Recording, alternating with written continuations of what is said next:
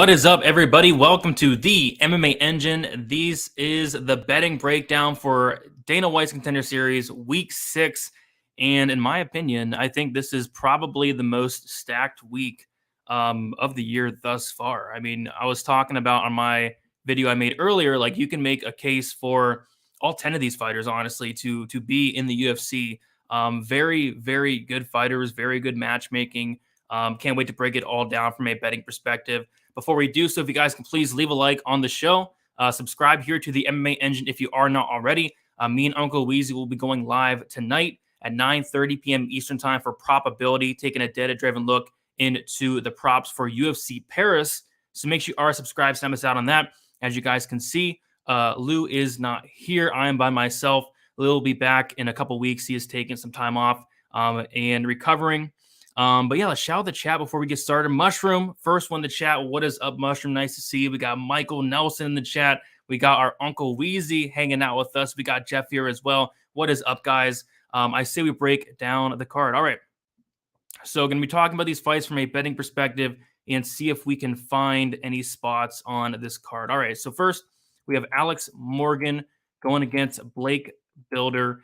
And for this fight, I think it's dog or pass for me. This is a very close fight. Blake Builder, this guy is a dog, literally, and he's actually a dog. Like, he's getting dropped a ton, but when he is getting dropped, he is getting right back up. So I do like that, but the chin is definitely suspect. I feel if you like Alex Morgan in this fight, instead of laying minus 212, which I think is kind of nuts because I feel like this fight is going to play out pretty competitive.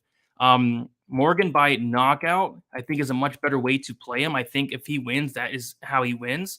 Builder, pretty chinny, has been knocked down a ton, but I think if Builder is able to, stay in there, not get knocked out, I feel like this is such a close fight. Alex Morgan has been taken down. He has been controlled, and I feel like Blake Builder has an opportunity to go in there, mix in some takedowns, and when Builder gets on top or takes the back, he's very slick on the mat. So I see this fight playing out super close.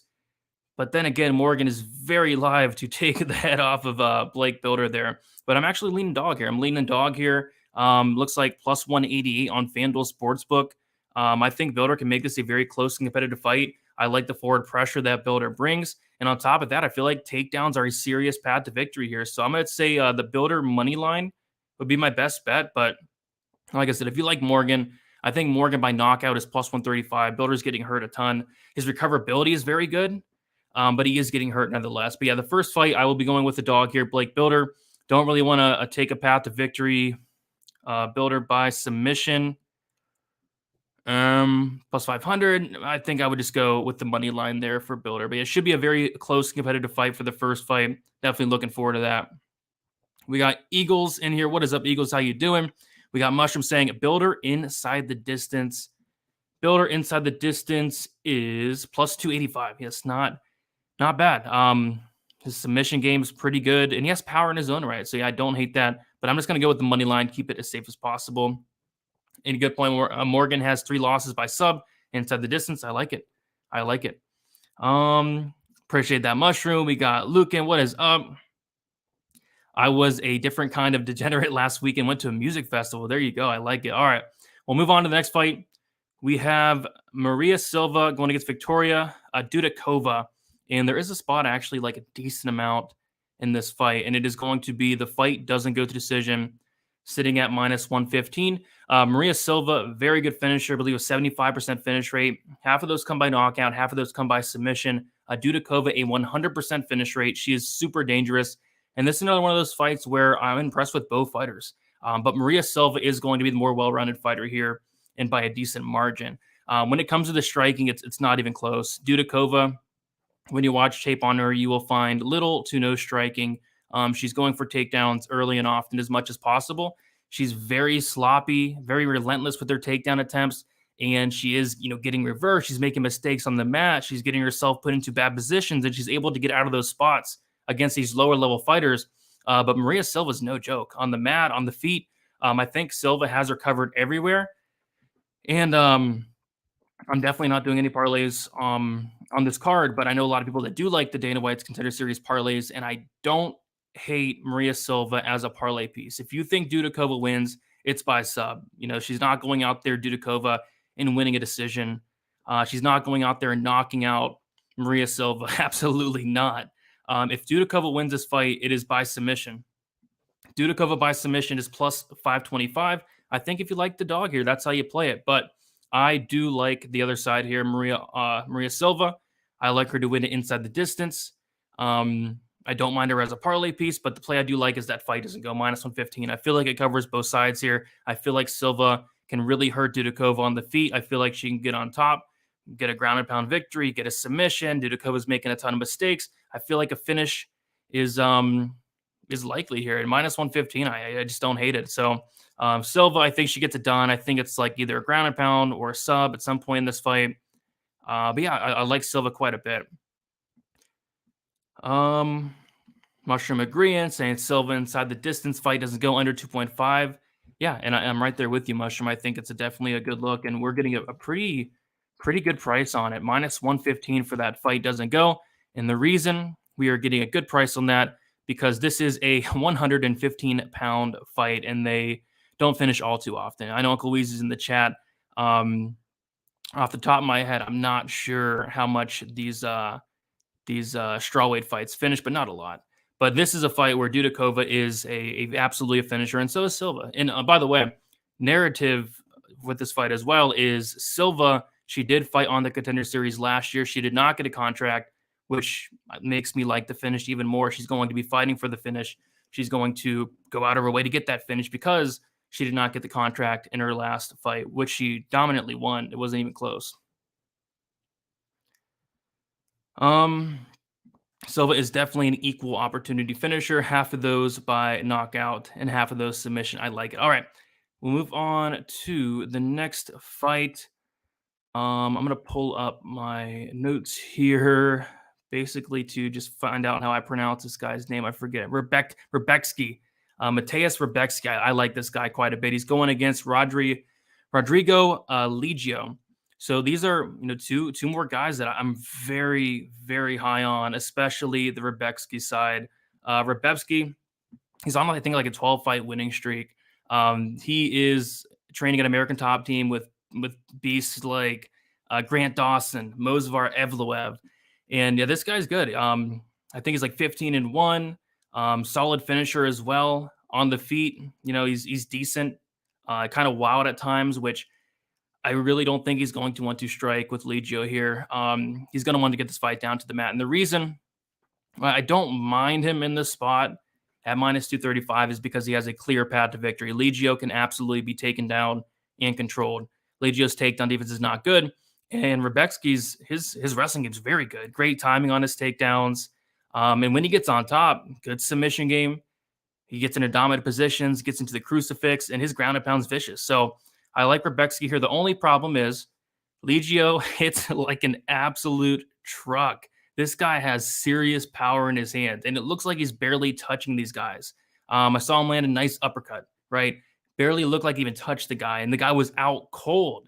And then there's another fight where barely looked like he touched the guy, and he was out cold. Like it took him a while to wake up. Like Ligio's power is no joke. So another situation where if you like the dog, you probably like him by knockout. That's literally how he wins. He's not going to win a decision. I would be shocked if he did. He's not going to win by submission. If Ligio wins, it's by knockout. Looks like they're all over it here. Plus 275. You're not getting much. We'll see what FanDuel and DraftKings put it out at. But this guy has dynamite in his hands. But the reason why Rebecki's is a decent-sized favorite is because the path to victory is clear as day. Take this guy down to the mat, rinse and repeat, get on top, and probably get the finish. So in terms of a best bet, I don't know. I think I would just go with the Rebecki money line, or potentially, that's not terrible. Inside the distance, plus 115, plus 110, that's not terrible. But I do like Rebecki quite a bit. Probably one of my more favorite fighters on this card. So give me Rebecki to win.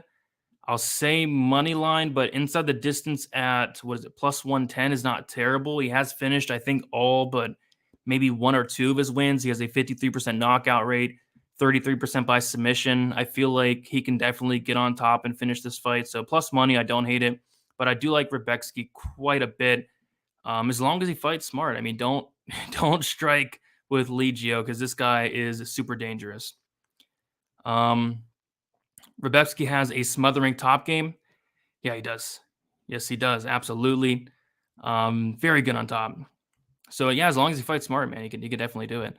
Who was the first pick? I am going with the builder money line for the first pick, but if you like Morgan, I think KO plus 135 is the way to go. Yep, there it is. 115-pound finish rate is only 30%. Hence why we are getting, such a good line on this. Maria Silva fight doesn't go. Dudakova at minus 115 plus money on that under 2.5. So yeah, I do like that. Rebecki inside the distance fight doesn't go in under 2.5. I like it. All right. We'll move on to the next fight here. We have, pulling up my notes here. All right. We have Matej Peñas going against SD Dumas. So this is another fight where, like all these fights, I like both fighters here in this fight. And this one is probably one of the tougher fights to call. Hence why this is the closest line fight on the entire card. The reason being is I just have some question marks about Peñas in terms of his ground game.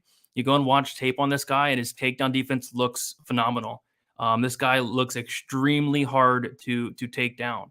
And it's not like he's going out there and fighting, complete bums. He's fighting some solid competition. And he's stuffing takedowns, and he's looking good. And I checked his Instagram. He's looking in some insane shape as well. I love the guy's cardio. He carries his power late into fights. He has a kickboxing background, a Muay Thai background, high level striker. For a fact guys are going to be trying to take him down, and they have, and they can't do it. So I feel like Dumas is going to try to get this fight down to the mat. The question is, can he get it down to the mat? Dumas is training out of 10th Planet Gym. The grappling is very good, very slick on the mat. The wrestling's not great, so I don't like that for him. If Dumas is not able to get this fight down to the mat, I got to favor Peñas. But I don't think Dumas is like too far behind. Dumas' striking is very good. He has phenomenal leg kicks, a good head kick. So I think the striking will be competitive, but you got to favor the high level striker in Peñas.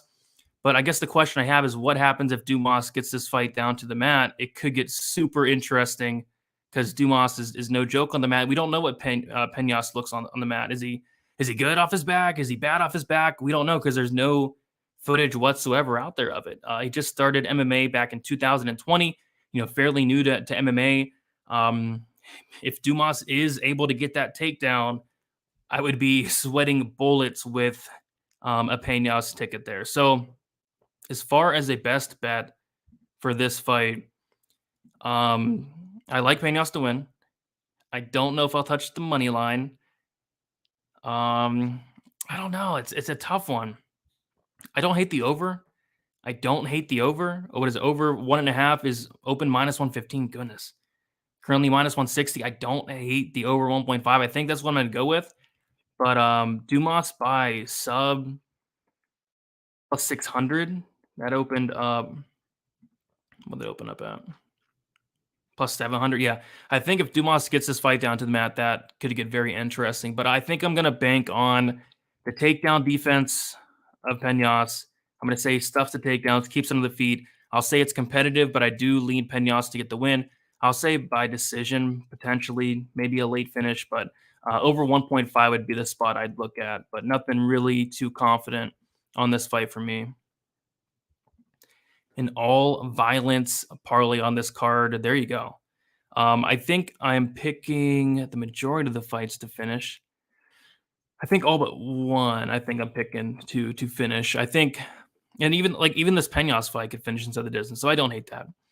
How is Rebecki's cardio? From what I've seen, it is pretty good. And like I said, he's training with really good guys at a really good gym.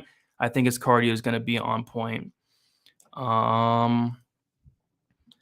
It's storming outside. Bad. Hopefully my Wi-Fi stays up. But would I parlay Silva and Rebecki?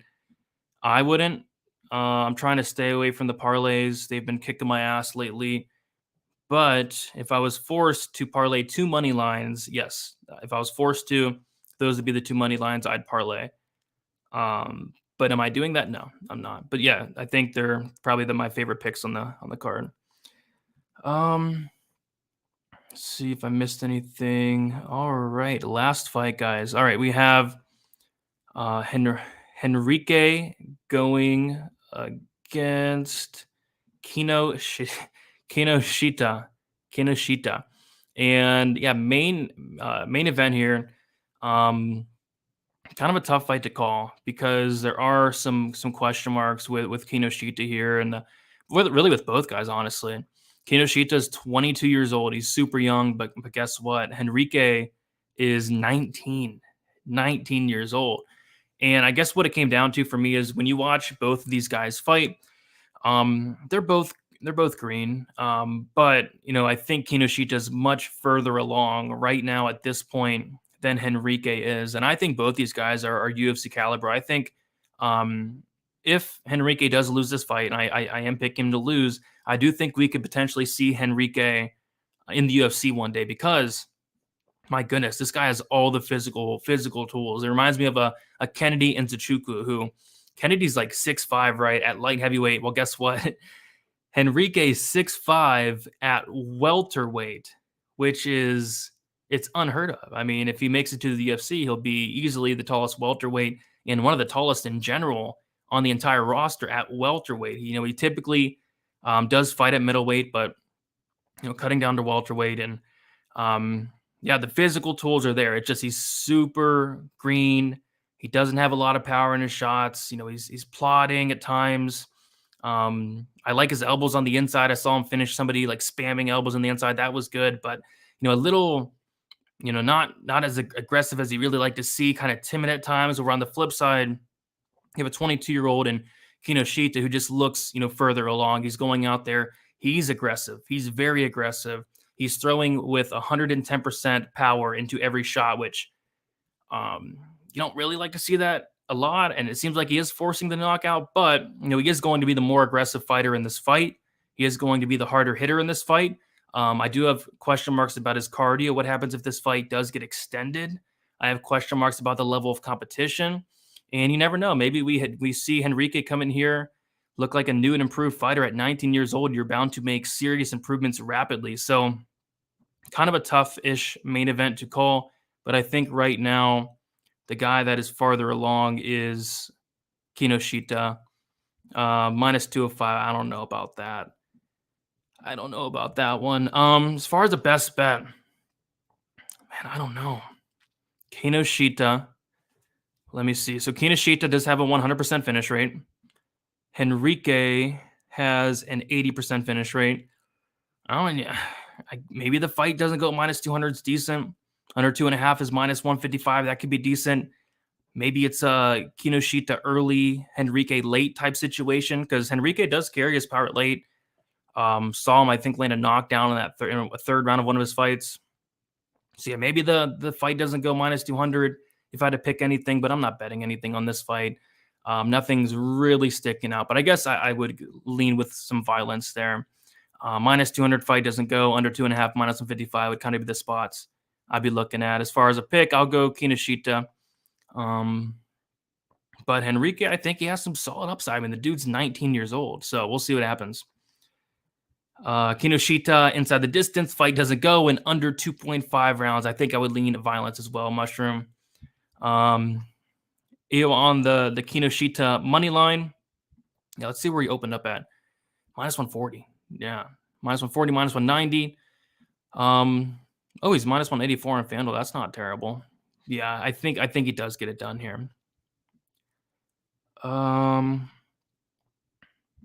Maybe Kinoshita by decision. This fight could last a little bit longer. Kinoshita by decision is plus 375. That's pretty juicy, but he's never won a decision before, and I do have some question marks about what happens if this fight does get a little extended. So now what we usually do is we quickly recap the picks and the bets, and then we do a little parlay.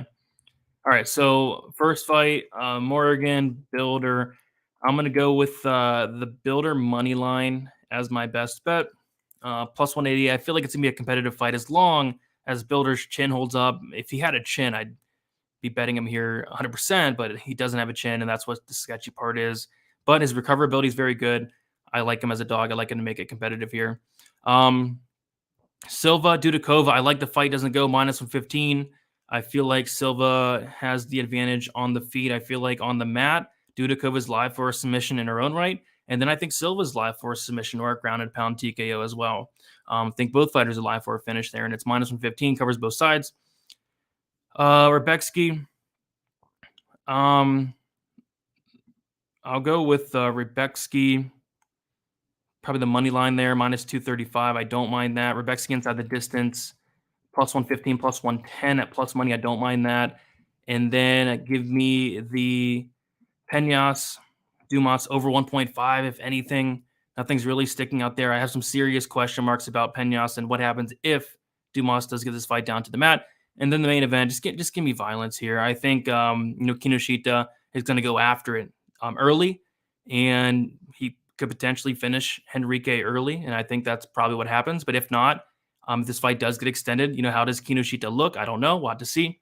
But I think violence covers both sides as well. So as far as a parlay, give me the fight doesn't go in the main event. Give me the over 1.5 in the Peñas fight. Give me the Rebecki money line. Give me the Silva fight doesn't go. And then this is the tough one. Was it? I'm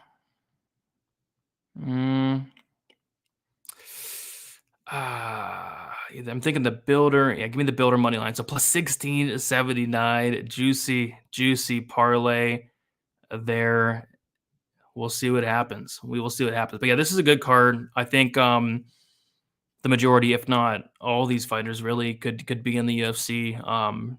Pretty high and impressed with a lot of these fighters. Even Dudakova.